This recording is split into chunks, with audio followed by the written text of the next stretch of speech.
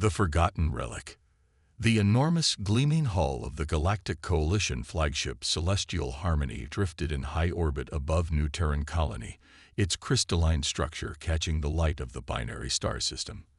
On the observation deck, Lieutenant Commander Ilara Reed stood with her hands clasped behind her back, watching as the Coalition diplomats and military officials filed out of the chamber. Their expressions ranged from amusement to outright contempt. "You can't be serious about this, Reed," Admiral Jorath rumbled, his massive frame towering over her as he paused by the exit. The Correction's four eyes blinked in rapid succession, a sign of irritation in his species. "That ancient human vessel is nothing but scrap metal. Your resources would be better spent building new ships to modern Coalition standards." Ilara maintained her composure, though her jaw tightened slightly. "With all due respect, Admiral, the Galactica represents a significant chapter in human military history. Before we joined the Coalition, it was our flagship. 300 years ago, perhaps," Jorath snorted, a puff of bluish vapor escaping his breathing apparatus. "Your species has progressed since then. Why look backward?" "Sometimes looking backward is how we find our way forward," she replied. The Admiral gave an equivalent of a shrug with his upper limbs. "The Salvage Committee has given you one standard cycle to prove its worth. Otherwise, it will be disassembled for raw materials as planned." After he left, Ilara turned back to the viewport. In the distance, beyond the modern ships of the Coalition fleet, floated the dark silhouette of the Galactica. Even from here, she could make out its distinctive angular shape, so different from the organic curves and crystalline structures of modern Coalition vessels. "Beautiful, isn't she?" a voice asked. Ilara turned to find technician Marcus Chen approaching with a datapad. He was one of the few other humans stationed on the Celestial Harmony. "They don't understand," she said softly. "Most species in the Coalition measure time differently than we do," Marcus replied. 300 years to us is ancient history. To the Corrections, it's barely 2 generations." Ilara took the datapad from him, scrolling through the preliminary scan results of the Galactica. "Did you find what I asked about?" Marcus nodded, his expression brightening. "The main reactor is still intact. It's unlike anything we use today. Not fusion-based like our current fleet, but something else entirely. The engineering archives describe it as a gravitational displacement engine. Can it be reactivated?" "Theoretically. The technical manuals are fragmented, but I'm piecing them together. The more pressing question is, why do you care so much about this old warship? Even most humans think it's just a relic." Ilara's eyes remained fixed on the distant silhouette.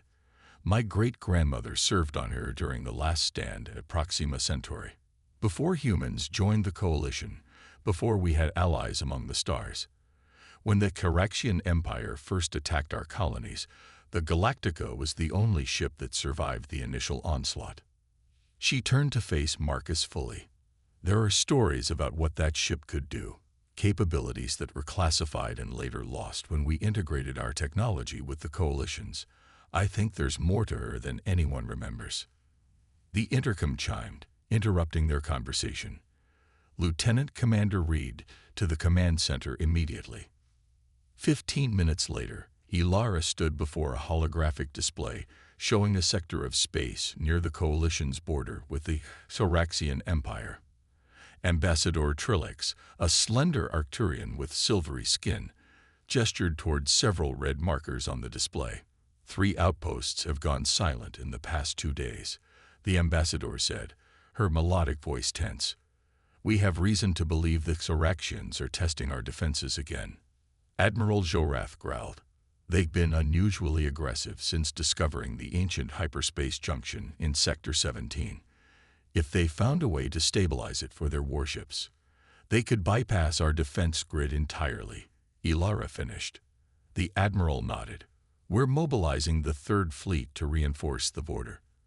Every operational vessel has been called to action." Ilara saw her opportunity. "The Galactica is structurally intact, Admiral. With a skeleton crew and emergency protocols, we could have her operational within a week." Laughter erupted around the table. Commander Visick of the fill-in contingent flicked his antenna dismissively. That fossil, it would disintegrate at the first enemy volley.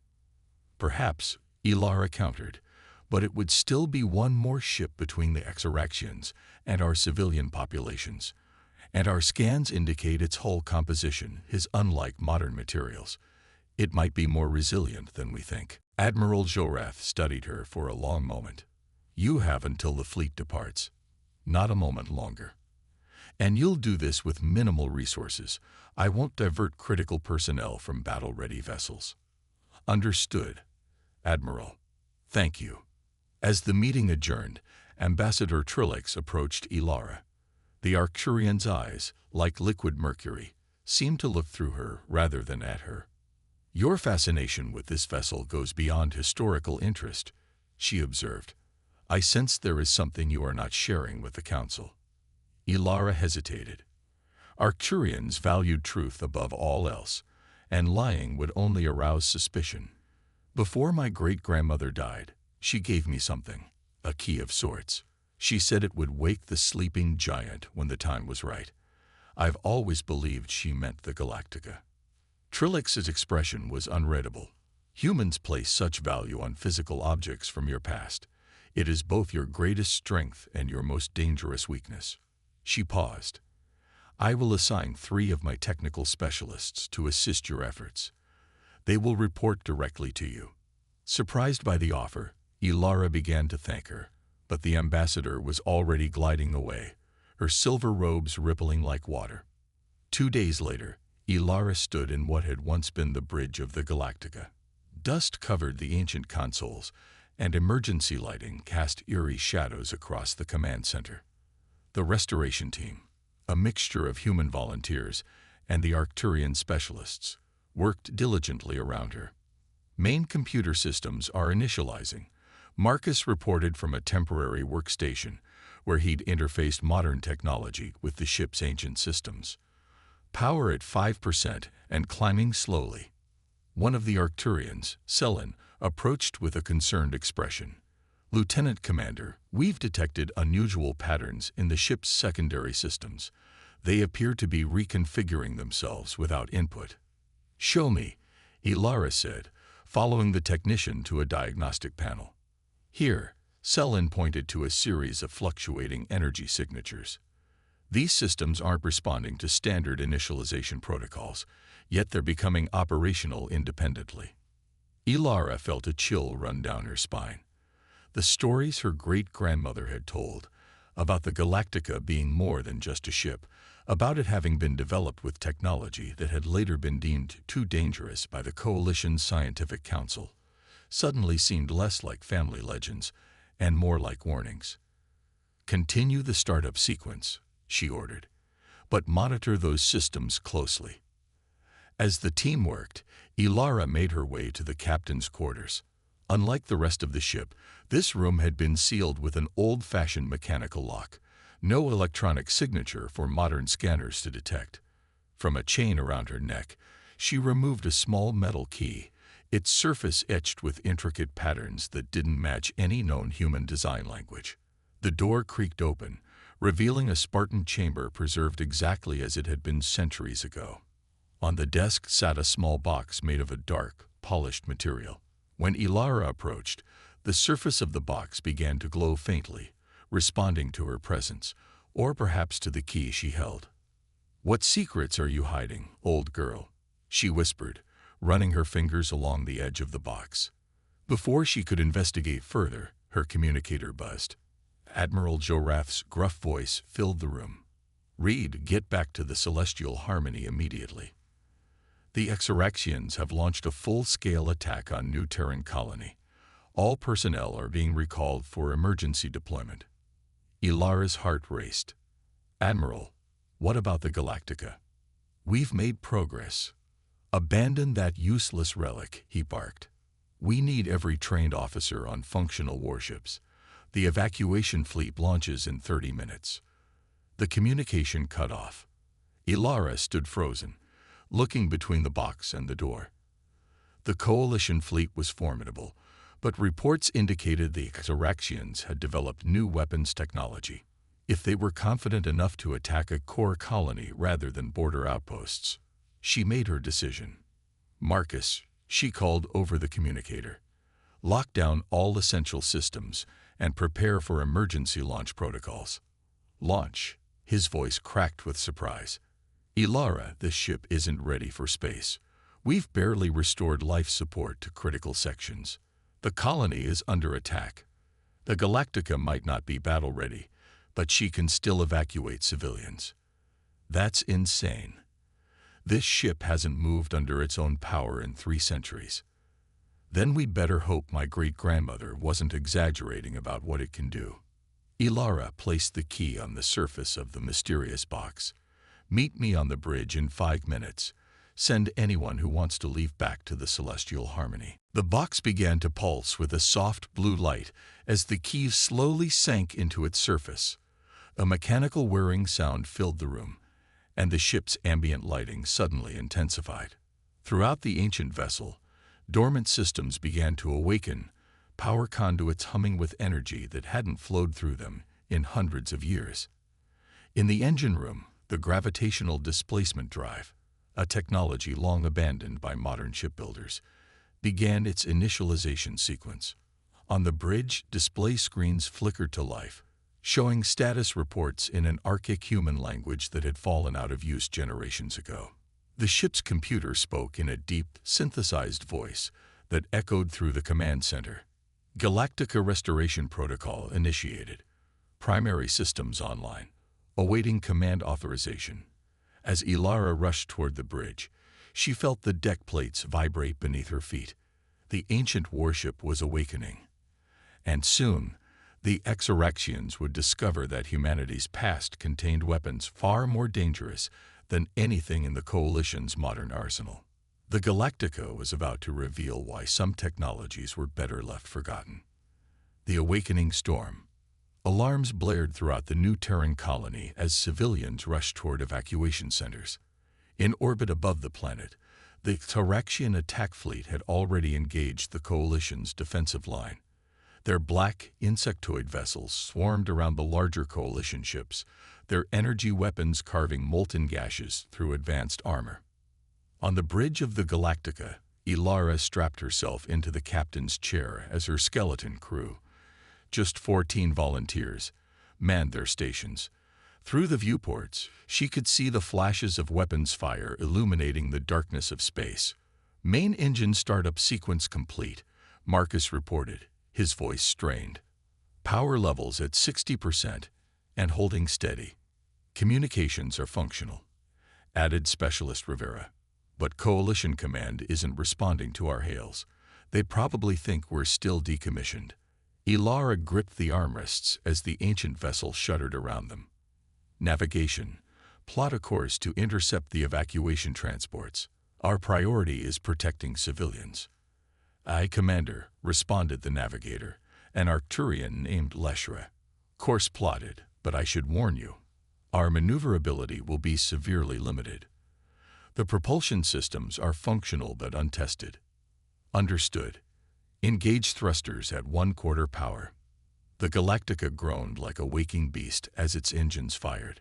Dust that had settled for centuries was shaken loose, floating in the air as artificial gravity fluctuated.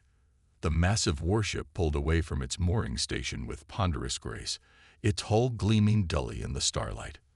On the command deck of the Coalition flagship, Admiral Jorath stared in disbelief at the tactical display. What in the void is that human doing? He growled, watching as the Galactica moved into position. That ship is a death trap. Ambassador Trilek stood silently beside him, her mercurial eyes narrowed. Perhaps, she said softly, we should not be so quick to dismiss human intuition. Their species has survived calamities that would have extinguished many others. The Admiral snorted. Intuition won't stop Xeraxian plasma cannons. As if on cue, several enemy vessels broke from the main battle, turning their attention toward the evacuation route, and the ancient human warship now positioned between them and their prey. Multiple Xeraxian interceptors on approach, Rivera called out. They've locked weapon systems on us. Ilara's heart pounded, but her voice remained steady. Defensive systems status. Shield generators at 30% capacity, Marcus replied. Old-style ballistic point defense systems operational, but our energy-based weapons are still offline. Prepare for impact. Divert all auxiliary power to forward shields. The first volley from the Exorexian ships struck the Galactica head-on. The bridge crew braced as the ship shuddered violently, but the expected catastrophic breach never came. Damage report, Ilara demanded. Marcus stared at his console in disbelief. Minimal damage to outer hull plating. The shields, they adapted to the Exorexian weapons frequency. That shouldn't be possible with this technology. The box, Ilara murmured, remembering the pulsing light when she'd inserted the key. Something had awakened within the ship, something more than just its engines and weapons. The Exorexian vessels circled back for another attack run.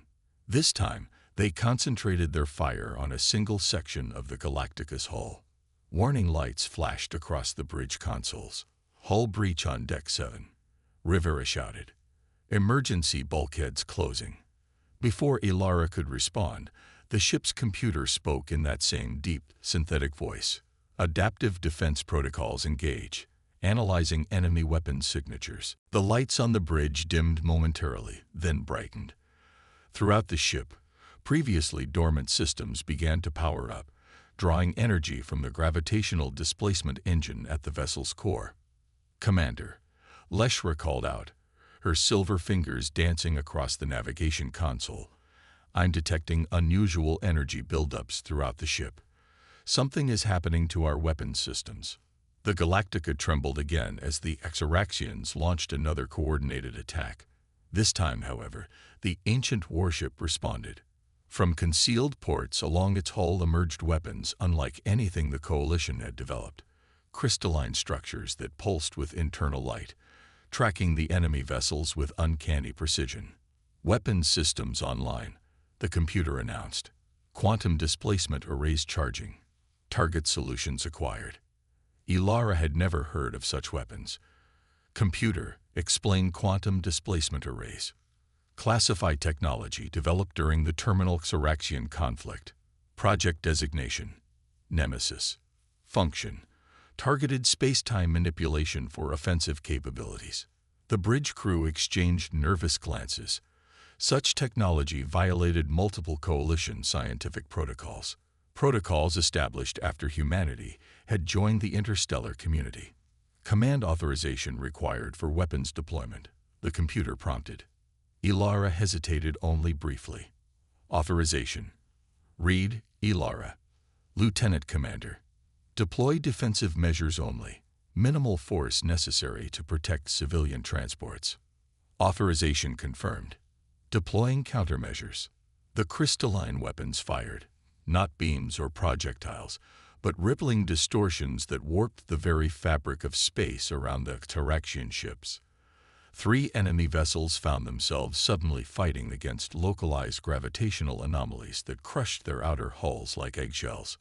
2 others spun out of control as their propulsion systems failed catastrophically. On the Coalition flagship, Admiral Jorath watched in stunned silence as the ancient human warship effortlessly dispatched Exorexian attackers that had been giving his modern vessels significant trouble. What kind of weapons are those? He demanded. Ambassador Trilix's expression had become grave. Technologies that were supposed to have been abandoned when humanity joined the Coalition. It appears they kept some secrets, in plain sight. The Admiral turned to his communications officer. Open a channel to the Galactica. Ilara's face appeared on the main view screen, her expression determined despite the chaos evident on the bridge behind her. Admiral, we're protecting the evacuation corridor. Our weapons systems have come online and are effective against the Exorexian vessels. I can see that, Commander, Jorath replied grimly. What I want to know is how an obsolete human warship is deploying technology that violates Treaty of Arcturus provisions. Before Ilara could answer, Marcus called out from his station.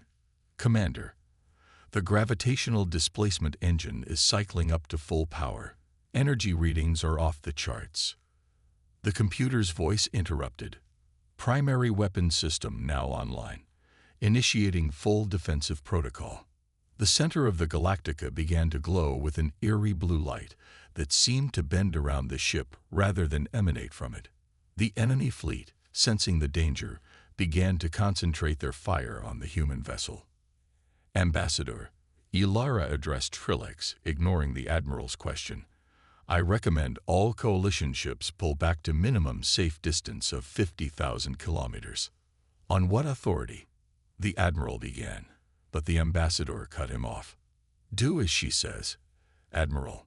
Now, as the coalition fleet retreated, the Xeraxian command ship launched a final desperate assault on the Galactica, unleashing a barrage of energy weapons that should have vaporized the ancient vessel. Instead, the attacks seemed to be absorbed by the strange blue glow surrounding the human warship. For a moment, everything was still. Then the Galactica released a pulse of energy that expanded outward in a perfect sphere. As it passed through the Xeraxian fleet, their systems failed catastrophically. Ships drifted powerless, weapons offline, life support systems barely functioning. On the Galactica's bridge, the lights stabilized as the ship's systems returned to normal operating parameters. What just happened? Rivera asked, breaking the stunned silence. Ilara stared at the disabled enemy fleet. Computer, explain last defensive action. Quantum displacement field deployed. Temporary phase shifting of targeted electronic systems. Duration, approximately 6 hours before natural realignment occurs. Marcus let out a low whistle. It didn't destroy them. It just shifted their technology slightly out of phase with normal spacetime. They're completely neutralized without a single casualty. Ilara nodded slowly. A weapon designed to disable rather than destroy. My great-grandmother always said the Galactica was built to end wars, not perpetuate them. Hours later, as coalition forces secured the disabled Xeraxian vessels, Ilara stood in a conference room aboard the Celestial Harmony. Admiral Jorath, Ambassador Trilix, and representatives from 6 coalition species regarded her with expressions ranging from awe to suspicion.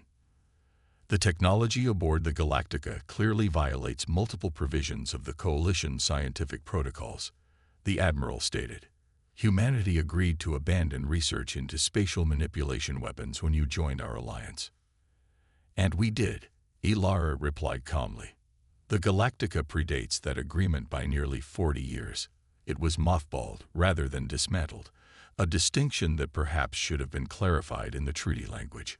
Ambassador Trilix's silver eyes studied her intently. You knew what the ship contained. That is why you fought so hard to preserve it. Ilara met her gaze steadily. I suspected. My great-grandmother passed down stories, but even she didn't know the full extent of the ship's capabilities. The Galactica was part of a classified project called Nemesis, developed when humanity stood alone against the first Xeraxian incursion. And now those classified weapons have been revealed, the Admiral growled. Do you realize what you've done? Every species in the Coalition will demand access to this technology. No, Ilara said firmly. They won't. Because the Galactica isn't just a warship, it's a safeguard. She placed a small data crystal on the conference table. When I accessed the captain's quarters, I found this recording. It explains everything. A holographic image appeared above the table, an elderly human woman in an ancient uniform, her face bearing a striking resemblance to Ilara's. If you're viewing this message, the Nemesis protocols have been activated. The recording began. I am Admiral Cassandra Reed, last commanding officer of the Earth Defense Force vessel Galactica. What you have witnessed today is not merely a weapon system, but a demonstration of why certain technologies were sealed away. The hologram gestured, and a simulation appeared showing the devastating potential of the quantum displacement technology if weaponized to its full capacity, capable of rendering entire planets uninhabitable without destroying a single structure. The Coalition believes we abandoned this research willingly as part of our membership agreement. The truth is more complicated. We recognize the danger it posed, not just to our enemies, but to all intelligent life. The Galactica was preserved as both a warning and a last resort, to be awakened only in humanity's darkest hour. The recording continued, explaining fail-safes built into the ship that prevented the technology from being replicated or removed. The Nemesis systems were genetically keyed to human operators with specific genetic markers, descendants of the original project scientists, like Ilara herself. As the recording ended, silence fell over the conference room. Finally, Ambassador Trilix spoke. "For 3 centuries, your species has maintained this secret, not out of malice or deception, but out of responsibility." She turned to Admiral Jorath. "Perhaps we have underestimated our human allies." The Admiral's 4 eyes blinked slowly as he processed this information. "What do you propose we do with the Galactica now, Lieutenant Commander? We can hardly pretend it doesn't exist." Ilara straightened her shoulders. "I propose we recommission it as a coalition peacekeeping vessel with a mixed-species crew. Its capabilities remain classified, but its presence will serve as a deterrent against future Karaxian aggression." "And you would command this vessel?" the Admiral asked skeptically. "Only until we can train others with the necessary genetic markers to interface with its systems," Ilara replied. "The Galactica wasn't built to dominate, it was built to protect."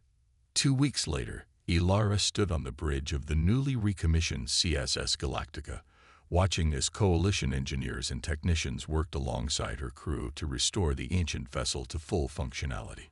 The ship had been moved to a secure facility orbiting New Terra, where its systems could be studied under carefully controlled conditions. Marcus joined her at the viewport, handing her a datapad. "The Karaxian delegation has agreed to peace talks.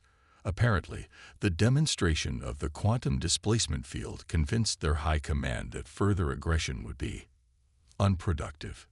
Ilara nodded. "And the Coalition Council?" "Still debating the implications of human technological reticence, as they're calling it, but the ambassador's support has been invaluable. Most species now view it as a sign of wisdom rather than deception." "And Admiral Jorath?" Marcus grinned. "He's requested a tour of the engineering deck. I think he's developing a grudging respect for obsolete human engineering." Ilara smiled, running her hand along the bulkhead. The ship seemed to hum in response, as if acknowledging her touch. "My great-grandmother used to say that the most powerful weapons are the ones you never have to fire. The Galactica wasn't built to win wars through destruction, but to prevent them through the mere possibility of what it could do." "A ship ahead of its time," Marcus observed. "Or perhaps," Ilara replied, watching as a group of Arcturian and Karaxian engineers worked side by side with humans to restore a console, exactly where it needs to be. The ancient warship that had been ridiculed now floated proudly among the Coalition fleet, a testament to human foresight, and a guardian of the peace its technology had been designed to protect. The very allies who had laughed at its antiquated appearance now studied its systems with reverence, learning that sometimes the most valuable technologies were those developed not to destroy enemies, but to render conflict itself obsolete. In the depths of the ship, the gravitational displacement engine pulsed with steady blue light, ready to defend life among the stars, not as a weapon of war, but as a beacon of peace.